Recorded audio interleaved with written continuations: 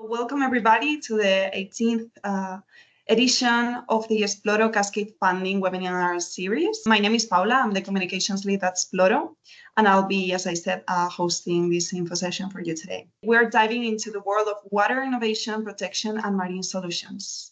And yeah, today's session is all about unlocking opportunities in Cascade Funding, specifically targeting projects in marine conservation, chemical pollution prevention, and sustainable aquaculture.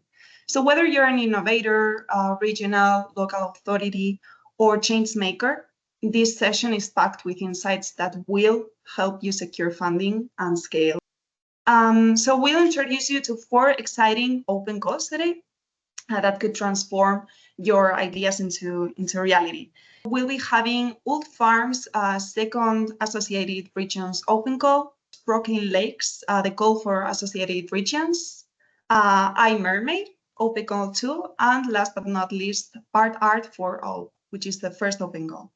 So these initiatives are designed to support innovative projects that tackle real challenges, as I said, in water sustainability and marine ecosystem restoration. But without further ado, let's go to the actual project presentations. As I told you before, first project presenting is ULTFARMS, the second associated regions call. Alex Yemba, advisor and researcher at Deltares, will be presenting. So yeah, whenever you're ready, Alex, this call promotes circular low trophic offshore aquaculture in wind farms and supports the restoration of marine spaces. Thank you. Great, thank you so much, and thanks everyone for being here today to learn about these calls and see what what opportunities there are out there for yourselves to join some of these projects. For those unaware with it, ULTFARMS at a glance is a large Horizon Europe project focusing on ocean multi-use, which is bringing commercial viability to low trophic aquaculture production occurring in or near offshore wind farms that's combined with marine restoration and done in an ecologically responsible manner to safeguard the environment, biodiversity, consider carbon footprints and carbon cycling, as well as maintaining commercial viability and business plans after the end of the project. We're just, I'm joining and I have to leave briefly because we're holding our annual meeting at the moment for the project.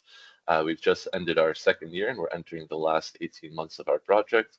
We have 25 partners from 9 countries, 6 demonstrator pilots covering both the North and Baltic Sea.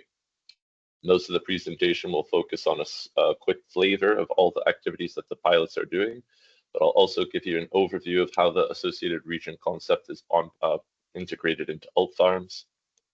For this second call, we're hoping for those applicants to then develop scoping, suitability, feasibility studies for low trophic aquaculture combined with renewables. It doesn't have to be limited to a monopile offshore wind farm. We have one other associated region doing low trophic aquaculture with floating solar.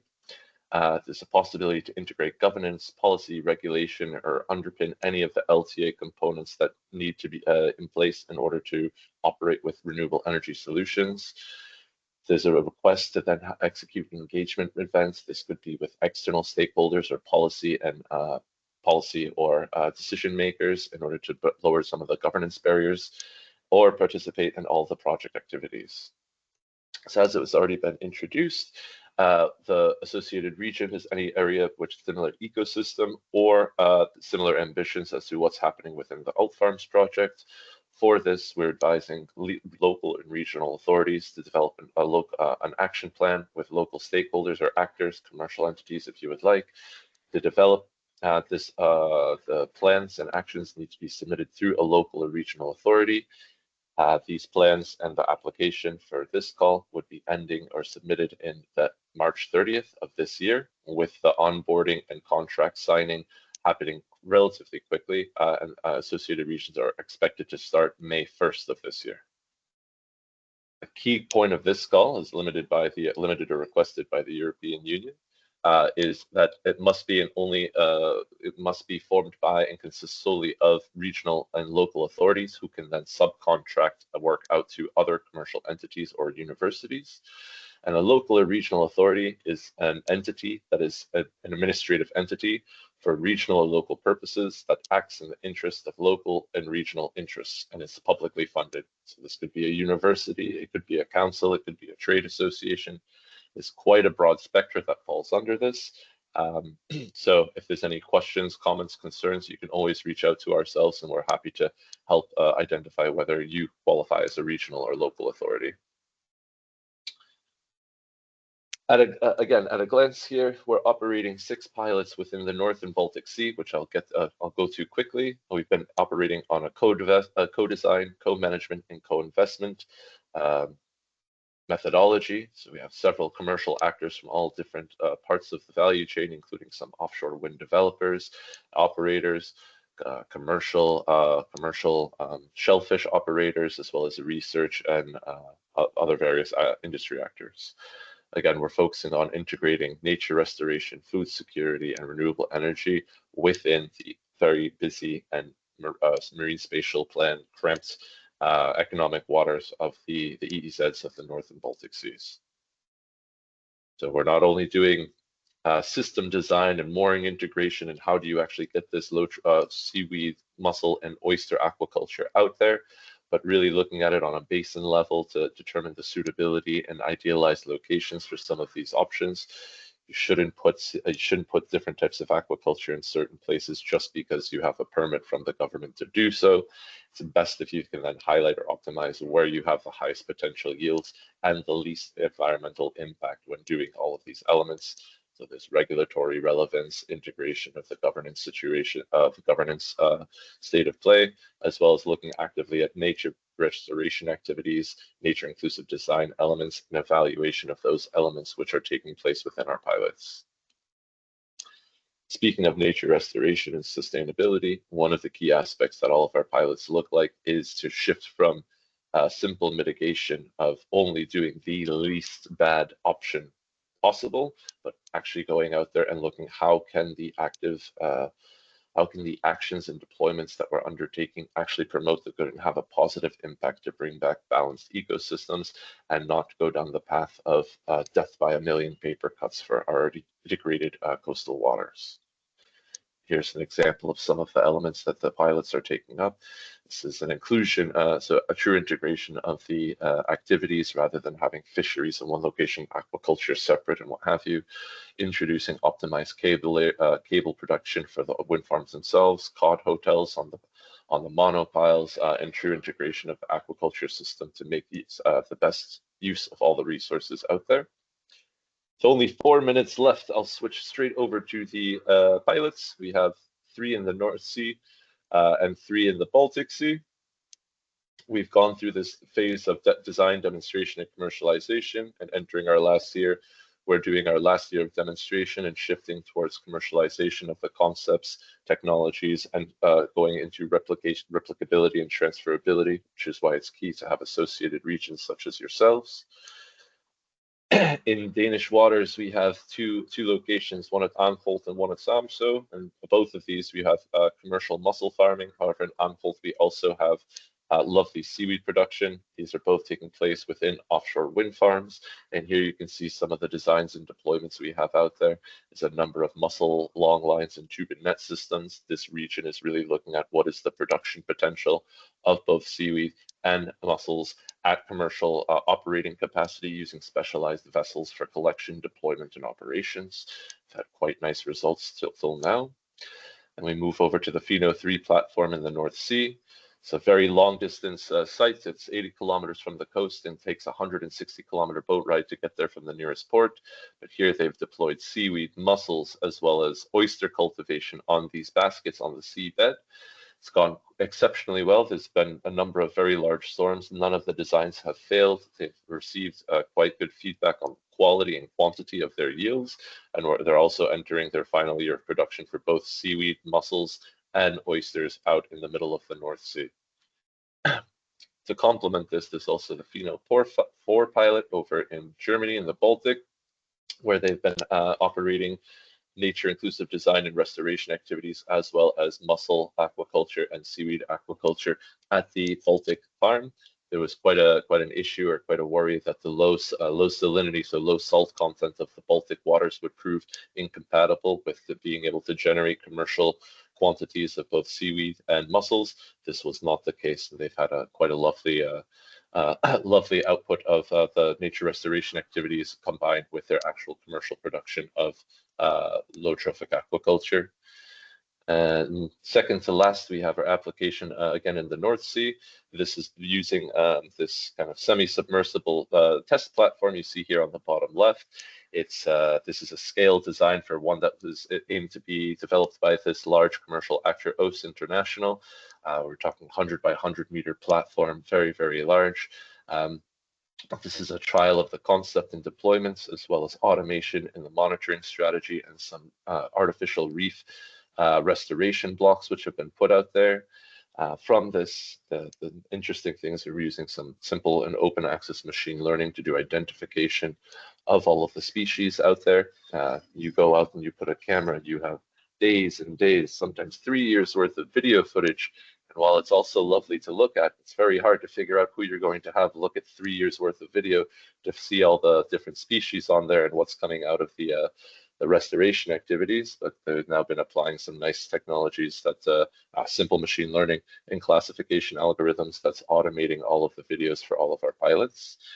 And with 30 seconds left, last but not least, we have our Belgium pilot that's been looking particularly at oyster restoration and natural recruitment. So basically a natural farming technique using restored oyster beds to then catch commercial harvest, which has had quite a nice result.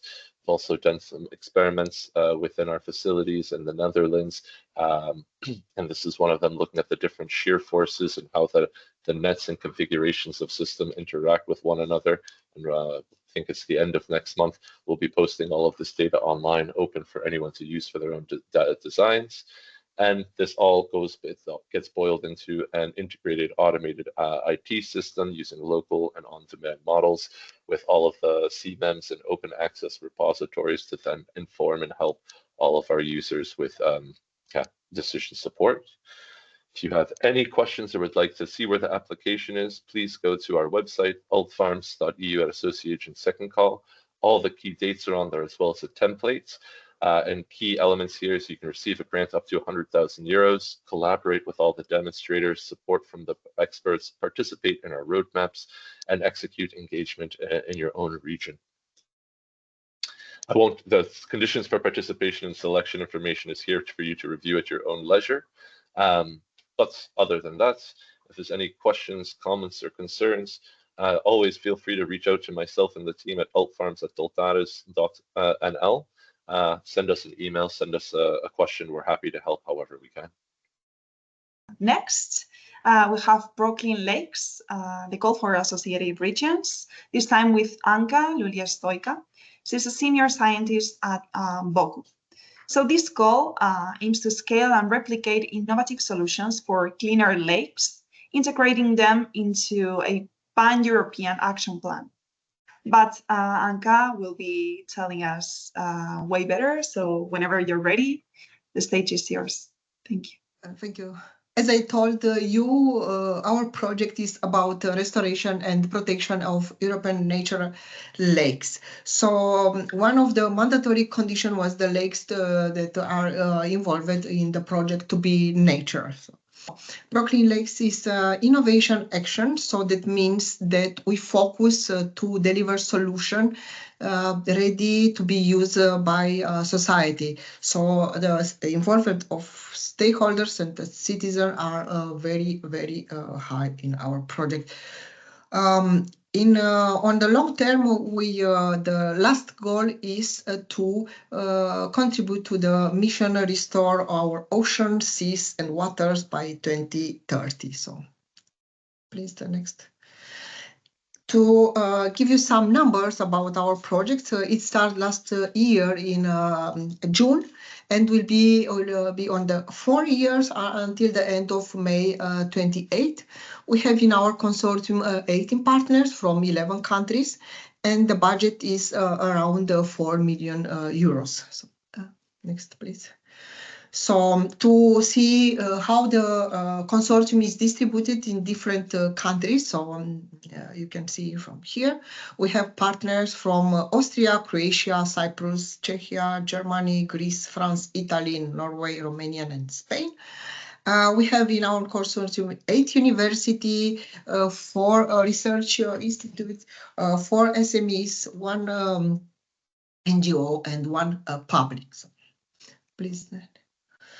What we have 4 or 5 objectives, but the main output of our project is to develop an action plan and the guidelines for long-term restoration and protection of European natural lakes, ecosystem and biodiversity, with involvement of stakeholders and also including the citizens. We have 3 demonstration sites in different countries with different climate conditions. One is in Romania, one is in Greece, and one is in Norway. We have 3 monitoring sites, also in different regions and with different climate conditions and stressed by different pollutants. One is in Croatia, one is in Czech Republic, and one is in Romania.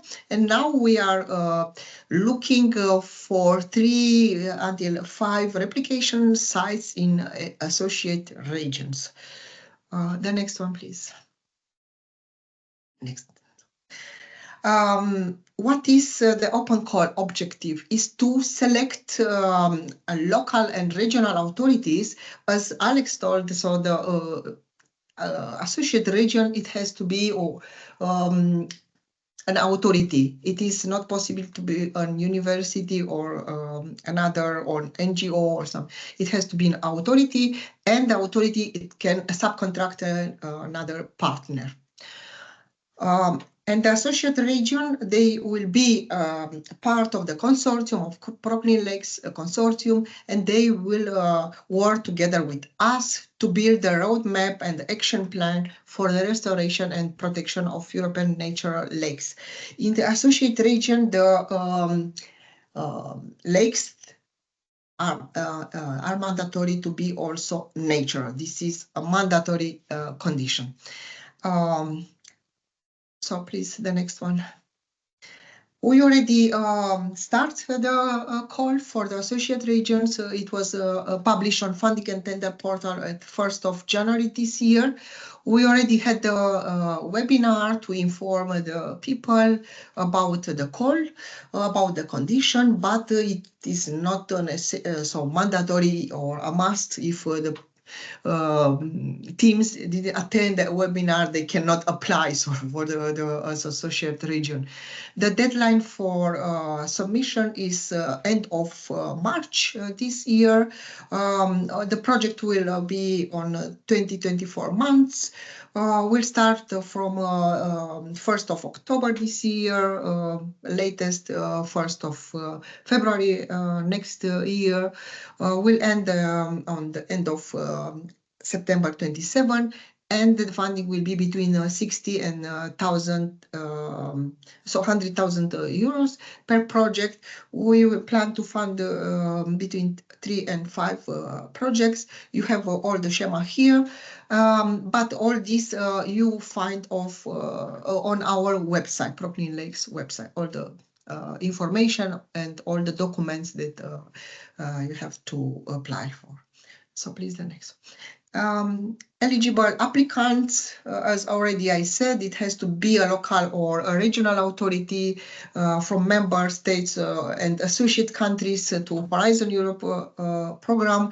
If you click on associate countries, you will receive a list of countries that are eligible, but the countries that are already in our consortium, I already mentioned that they are not eligible to apply for this call.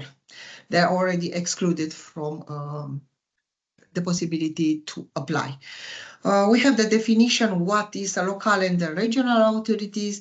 You can see here, I don't want to bother you to read the definition, but yeah. And as already I mentioned, the local and the regional authority can subcontract an university, and also there are on the website of our project is mentioned how much the subcontracted partner can receive as funding. So it's 40% from this the total funding. Please, the next. Yeah, and what is also important that each associate region shall benefit only once from this financial support to third parties provide under this topic. So if you are, because we are, we call us a sister project. We are 4 project funding in this call, and we have all of us call for associate region. If a team is in one project, receive funding from one project, is not allowed to receive funding from another sister project. But you see, if we are 4, the possibility are very high to apply and to receive funding.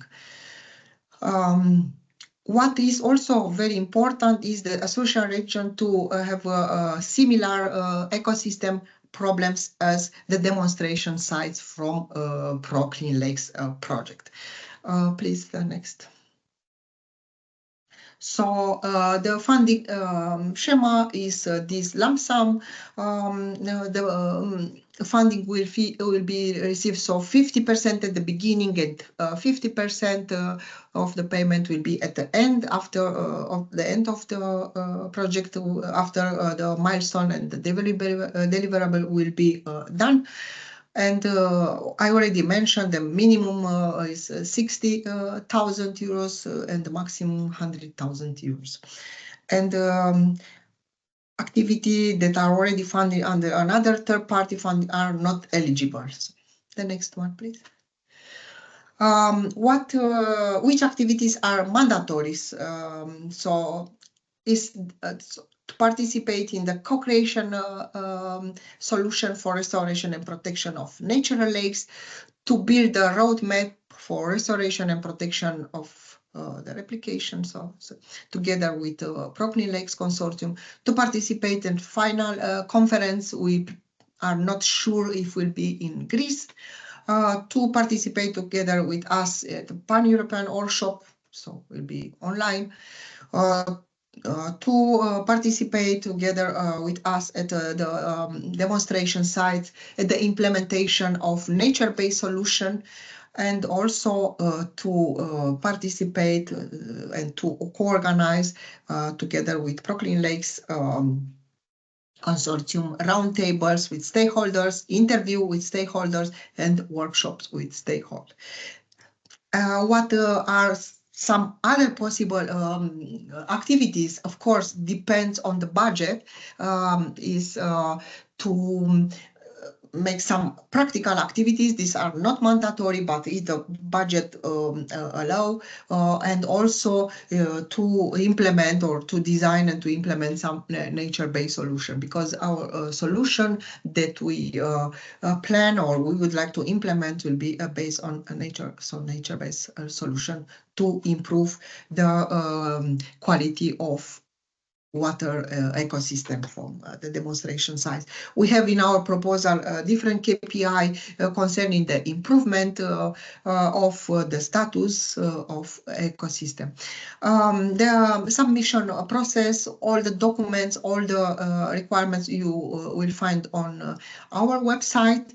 There are 2 documents that you have to apply, you see, to submit. The proposal must be submitted before deadline, so before 31st of March this year, to me or to my colleague from Greece by email. And please, the next one. So the evaluation procedure will be the first will be the eligibility. Second will be we have some selection criteria like environmental criteria concerning the water quality indicators, pollution data, environmental impact and urgency After will be selected the best candidates, will be an interview to discuss with the people to see which are the problems, what how they plan to solve this, and final will be the final selection, and we will the first 3-5 associated region will be selected. In the selection consortium, we will be specialists. Will be a board composed from specialists from ProCleanLakes consortium together with specialists from sister project. And I put here the names of Future Lakes, Euro Lakes, and Faro. Yes, and of course, if you not succeed in our call, the other 3 sister projects will have also calls in the near future, and you can apply for as associate region there. So next, please. So you will find information about our project on different social media, on our website, and on our Instagram, and on our LinkedIn. Thank you very much for your attention. Well, Ellie Tereva, she'll be the next one presenting, in this case, iMERMAID, second open call. And well, Ellie, she's a project manager from F6S. So she'll be presenting the second open call from iMERMAID. This call focuses on chemical pollution prevention, offering funding and technical support to develop projects and aligning with their objectives. But yeah, let's give a warm welcome to Ellie, and we can see your presentation already. So thank you. Great. My name is Ellie Tereva. I'm a project manager at F6S, and also I'm acting as the open call manager of iMERMAID Open Call 2, which I'm going to be briefly presenting today. So what I have prepared for you within the short presentation, first I'm going to share some details about the iMERMAID project and what it's all about. Then I'm going to move to the open call opportunity and share with you all the details that are needed for you to understand whether this is suitable for you or not. And at the end, we're going to open the space for any questions that you might be having. Regarding the iMERMAID project, this is an EU-funded project focused on protecting the Mediterranean Sea basin from chemicals of emerging concern. The project is multifaceted. It focuses on the development of strategies for prevention and monitoring and tackling contaminants of emerging concern, also the development of actual technological solutions for monitoring and remediation, developing the needed capacity in young professionals within this domain, and also having this third-party opportunity through the open calls to invite additional associated regions that are not part of our project to benefit from it, to receive funding, but also to learn from our expertise and also to test the feasibility of our solutions that we're developing within the project. Regarding the overall framework of iMERMAID, it is a project with a duration of 36 months. We started in June 2023 and we're ending next year in June again. The budget is almost 8 million divided by 26 partners, and we also have 5 internal pilots that are testing the solutions that are developed within the project. Regarding the bigger picture, we are aligned with the Sustainable Development Goals, more specifically goal number 8, which is concentrations of contaminants. And as I have mentioned, within the iMERMAID project, we're tackling specific chemicals that are of emerging concern. Those are chemicals that are not studied yet, but can cause potential threats to the ecosystem and humans. And for example, as you see here in the slide, we are targeting certain types of pesticides, metals, microplastics, pharmaceuticals, personal care products, and so forth. Regarding our consortia, you see that it's a pretty big one. We have 26 partners and they're spanning all around Europe and also associated countries. Since the co-focus is on the Mediterranean Sea basin, as you can see, a lot of the partners are based within this region. We are part of the Mission Ocean initiative, as all the projects that were shared up until now. And as such, we have a primary ambition to create innovative and replicable approaches to prevent, monitor, and remediate chemical pollution, and to support with this the EU mission goal to restore, protect, and preserve the health of our oceans, seas, and waters. Here, before I move to the open call initiative and whether this is interesting for you, of course, I want to share with you briefly the pilots that we have within our iMERMAID project. Those are 5. They are located in different countries and regions, and depending on the chemicals that we have identified within those locations, they are testing different solutions that are most suitable for them that are developed in the iMERMAID project. And as you see, we have a wastewater treatment plant in Spain, a pharmaceutical company in Tunisia, wastewater treatment plant in Italy. We have a monitorization buoy located in Cyprus, and as well a landfill leachate located in Crete, Greece. Depending on the needs, they're testing different sensors and remediation technologies. Moving forward to the iMERMAID Open Call 2. To give you again the bigger picture and the framework of the open calls, as part of iMERMAID, we have 2 open calls. One has been already executed, and right now we have our second open call launch and welcoming different applications. Within those 2 open calls, we are funding up to 8 projects with a total funding of 800,000 euros. And within those open calls, we have 2 main goals. First, testing the feasibility of the iMERMAID solutions that are developed within the project. And the second goal is to support associated regions into gaining the expertise needed to tackle such contaminants of emerging concern, based, of course, on the learnings and the vast expertise that is within the iMERMAID project. Open Call 1, which has already finished, was focused specifically on the Mediterranean region. There we have funded 3 projects, and right now we're expanding to additional water basins. So in this case, not only the Mediterranean region can apply, but also countries and regions in Central Europe, Northern, Western Europe, they're also welcome to apply. Basically, everybody that is, all countries that are eligible to receive funding under Horizon Europe are eligible to apply under this call, of course, with 2 exams. This was also shared by the previous projects, and I'm also going to share this in my next slides. But partners and countries that are partners are located from the iMERMAID project, those are not eligible to apply. And also regions that have already received funding from Open Call 1, those are also not eligible to apply. And all of this is as well, of course, provided in our website.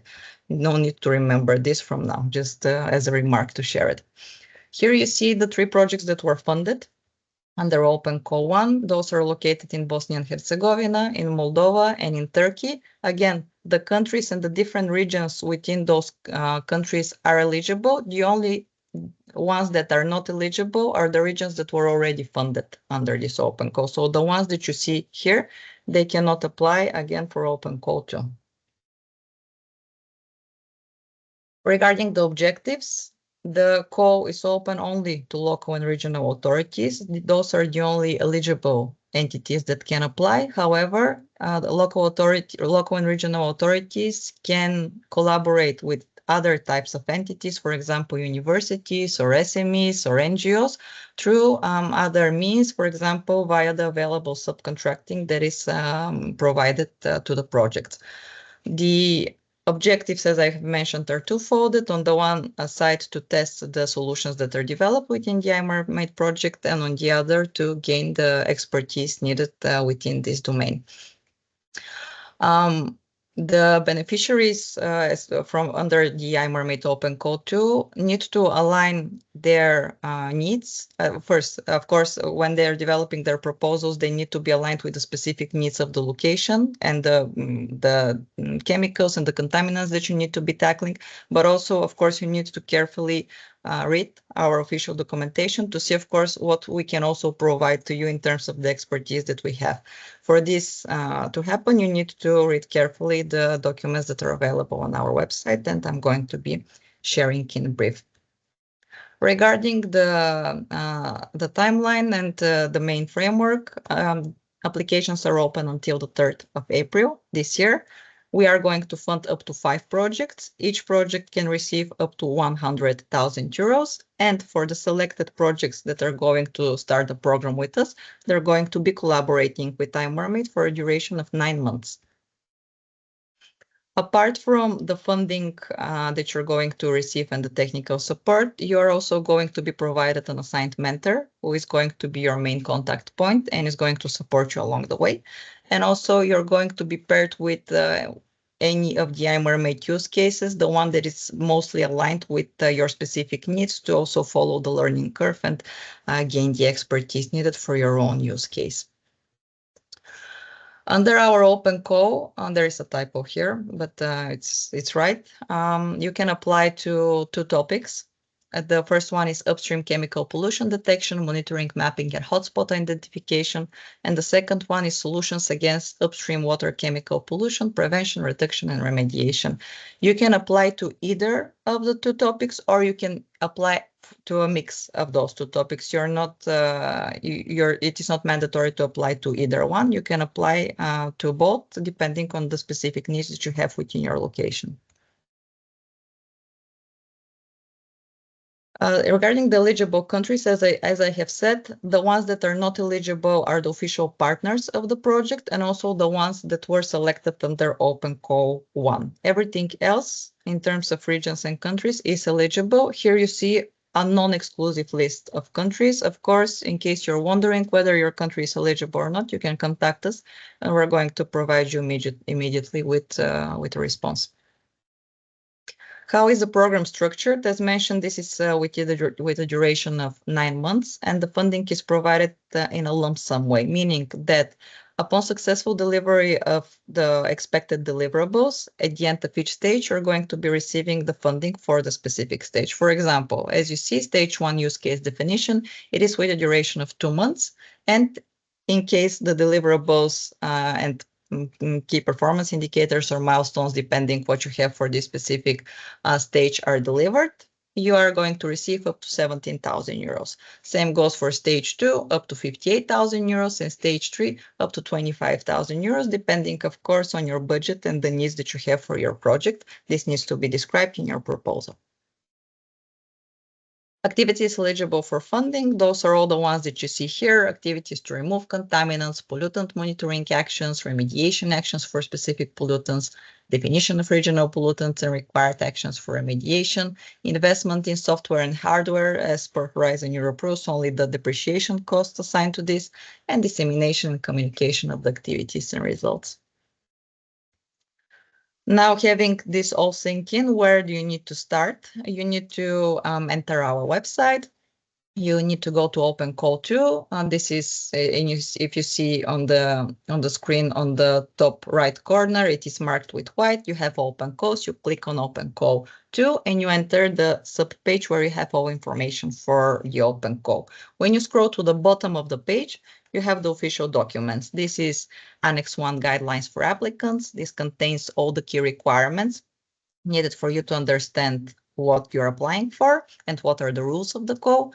Then you have Annex 1.1, which is a technical specification document. Here we provide a description of all the iMERMAID solutions available. And what is important here to notice is the following.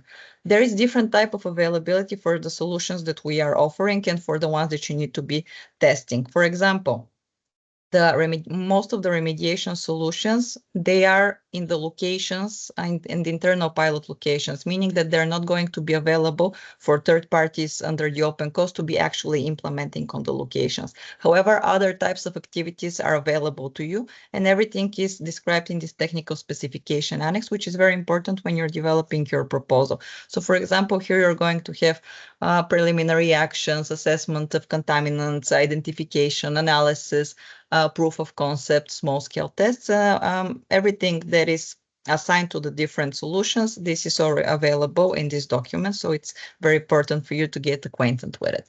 And at the end, we have Annex 2, which is the proposal template, and here you're developing your proposal. This is how the documents look like. You can download them from our website. Then, again, on the website, you have in several places buttons Apply Now. When you click on the Apply button, you're going to be redirected to the F6S page. This is what you're going to see there. This is the application form. In case you do not have a registration, you're going to have a pop-up saying that you need to be registered. And as per all the platforms, you can register either via email or any social media account that you're having. This happens very fast. Then you have access to the application form, you fill it in, you have a specific question saying upload your proposal, and there is the place where you're uploading your proposal template, and then you're submitting it. In terms of timeline afterwards, so we close on the 3rd of April. Afterwards, we have evaluation and contracting, which is going to happen between April and June. And then for the selected participants, they're going to start working with us from July 2025 until March 2026. And I think that's it. I hope that this was elaborate enough. In case it wasn't, I'm happy to respond to any of your questions, or you can, you have an official email for the open calls. You just send your questions there, and we're going to respond as soon as possible. Thank you. So hi to everyone. Thank you for having us today. My name is Caterina Pozzobon, and I'm a postdoc researcher at Sapienza University of Rome, which is the lead institution of PARTART for Ocean and Water Project. I was supposed just to give you a brief overview of the project.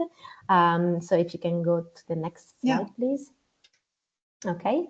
So PARTART is for Ocean and Water is a collaborative initiative that aims at harnessing the power of participatory art to raise awareness and inspire sustainable action and practices to address ocean and water challenges. So through the financing of specific participatory art initiatives, we aim to bring together art, science, and community engagement in ways that can make complex water and ocean challenges more tangible and more relatable, also inspiring collective action. Our consortium brings together different expertise from different partners based in Italy, Spain, Cyprus, and the UK. We have T6 Ecosystem, La Fura des Baus Foundation, Regenera Network, the Cyprus Marine and Maritime Institute, and RUNews. If you are curious about our partners, just have a look in our website. And together we are trying to transform environmental water challenges into really meaningful engagement opportunities that can drive real change. So now we're supposed to leave the floor to Antonella, but I can continue. I can present the rest of the open call and to see to present what we are really offering. Yeah, what we are offering with our open calls. So what we offer, PARTART is going to have 3 open calls, and it's going to be more than just money, let's say. We're going to provide a supporting space with an accelerator program for a 6-month project. And this for the first open call will start in September 2025. The funding is going to be up to 50,000 euros. And each project that will win the call will have a dedicated mentor for carrying out the 6-month project activity. Moreover, we're going to provide intense training at the beginning of the accelerator program, which is going to be 3-day online bootcamp, and then additional ad hoc training for each participatory art initiatives, depending on what are their needs. We're planning to have networking opportunities, and also for each open call, we're going to have a demonstration day, a demo day, which is going to be held in Barcelona. And it's going to be an opportunity to share and present the works and the projects that the participatory art initiatives have done during the 6 months of project. Moreover, we're going to have a PARTART for Ocean and Water Sailing Lab, which is going to be let's say, laboratory on the water. So we're going to have a sailing boat that will go along in the Mediterranean, visiting some of the projects that will be funded in order to collect information, collect data, and also carry the activities not only on land, but also in the water. Finally, we're going to have a dissemination support program so that the candidates and the ones who will win the funds will be able to properly disseminate their work, which is something that we really encourage and we really want to happen. So we can go to the next slide, please. Can you see it? So, yeah, I can see it. Okay. Yeah, so I think it takes a few seconds, but yeah. So what are we looking for? So we are looking for candidates that can carry out, plan and carry out interdisciplinary, intersectoral and participatory 6-month projects, which are able to increase citizens' ocean literacy, that can raise awareness of the sea and inland water challenges, let's say pollution, coastal erosion, and other issues. Mobilize citizens and stakeholders for protection and restoration efforts. So all of this should be done through the connection of art and science with a participatory approach. So we can go to the next slide, please.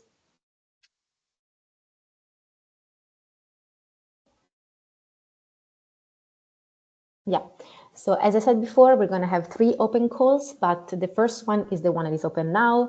The call is open on the 3rd of February and will close on the 3rd of April, which is the same as the previous project.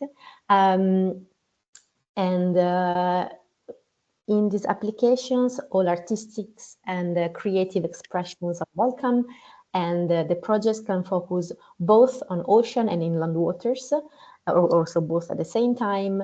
And the focus should be on the communities living in close proximity of these water bodies, and make sure that the proposed project addresses key societal and environmental challenges of those communities. So the involvement and the participation of local communities is key for these projects. So we can go on. Yeah, sorry for the time that it takes to go from one slide to the other. Okay, so the 3 open calls will have different focuses and different challenges.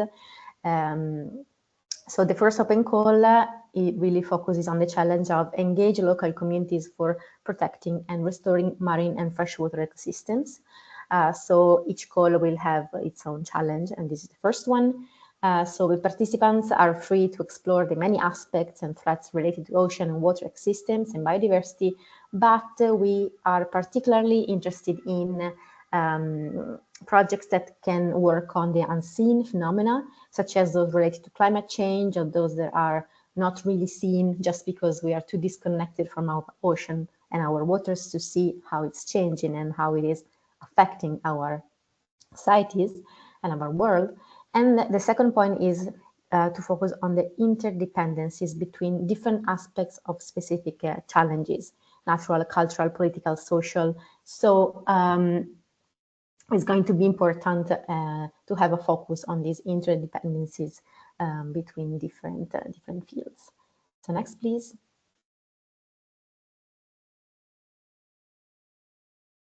Okay. So the priority will be given to projects that engage citizens in different phases of the project. This means that it would be better if the participation process would engage people from the beginning, so from the design of the project, and not only at maybe in the communication or dissemination part. Also, it's going to be important to engage people belonging to underrepresented groups or marginal groups, and special attention will be given to those that are actually far from art and science with scarce cultural consumption and educational opportunities. So these projects should be really an opportunity to try to engage with people that normally would not engage with these topics. So we can go next to the next slide, please. We expect the projects to be fully sustainable, including the use of sustainable materials and solutions, circular solution and renewable energy. So it's really important that also in the implementation of these projects that there is a really keep an eye on the sustainability of the action. And the proposals if selected must commit to a climate pact pledge and should work towards the decarbonization, or at least carbon neutrality of the project and all the activities. Okay, we can go to the next slide.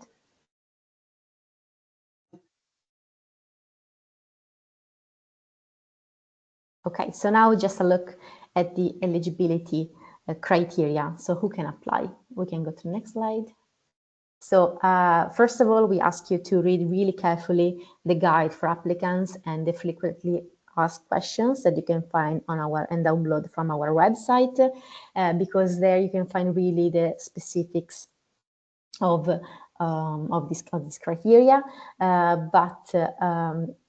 In general, we can say that individuals, legal entities, and consortia may apply.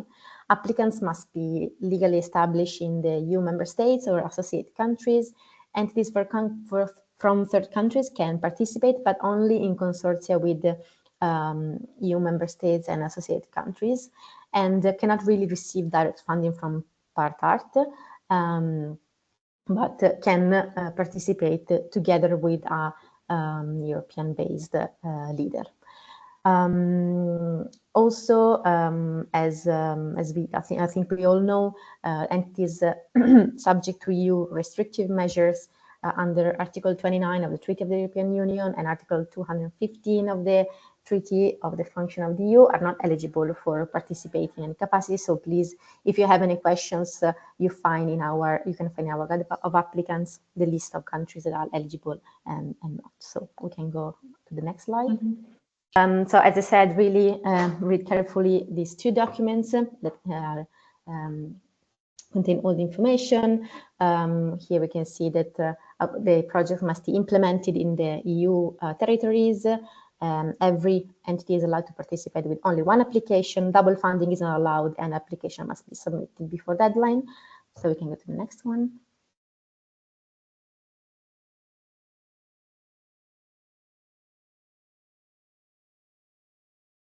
Can you hear me? Okay. So if you want to know more, this is my last slide. Please check our website regularly. You can follow us to our social media, subscribe to our mailing list that you can do from our website. And we are organizing also some information webinars dedicated to the project. And the next one will be on the 28th of February, so next week. So feel free to sign up for it. And we are really looking forward to see you there. We've reached the end of the session. Thank you all attendees. Thank you project managers, head researchers, everyone that's in the session. Thank you for trusting us once again. We'll be seeing each other's faces next month, but make sure to follow all projects' social media so you won't miss any updates. And let's save our planet, this time with water restoration and protection.